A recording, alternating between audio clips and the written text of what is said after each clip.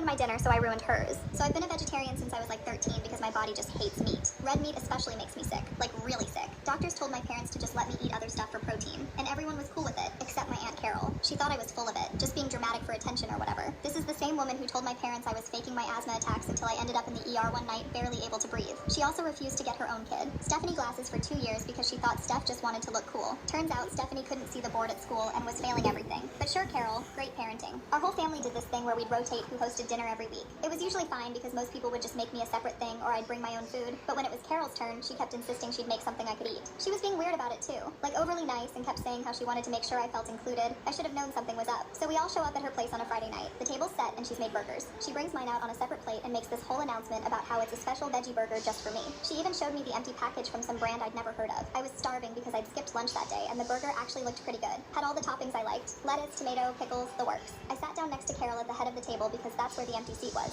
Everyone started eating and I basically inhaled my burger. Like, I'm talking 3 bites and it was gone. I was so hungry I didn't even really taste it that much. Carol was watching me the whole time with this weird little smile on her face. At first I thought she was just happy I liked her cooking. My mom even commented on how nice it was that Carol made something special for me. About 5 minutes passed, maybe less. Then my stomach started doing that thing. You know that feeling when your body just decides something needs to leave immediately? Yeah, that feeling. My stomach cramped up and I felt this wave of heat rush through me. That's when it hit me. The texture of that burger was wrong. It wasn't veggie at all. It was meat. It was beef. Carol had fed me a regular burger and lied about it. I looked over at her and she was still smiling, not even trying to hide it anymore. She had this smug look like she'd just proven some big veggie at all. It was meat. It was beef. Carol had fed me a regular burger and lied about it. I looked over at her and she was still smiling, not even trying to hide it anymore. She had this smug look like she'd just proven some big point, like she caught me in a lie and now everyone would know I was just being a brat all these years. My cousin Stephanie was across the table and she looked concerned because I guess my face had gone really pale. The nausea hit me like a truck. My mouth started watering in that bad way it does right before you throw up. Now normally when this happens, I run to the bathroom. I've gotten good at recognizing the signs over the years, but I was sitting there looking at Carol's stupid smug face and something in me just snapped. She'd poisoned me on purpose. She'd lied to my face. She'd probably been planning this for weeks, so I didn't get up. I didn't excuse myself. I didn't even turn away. I just leaned slightly toward Carol and let it happen. Everything I'd just eaten.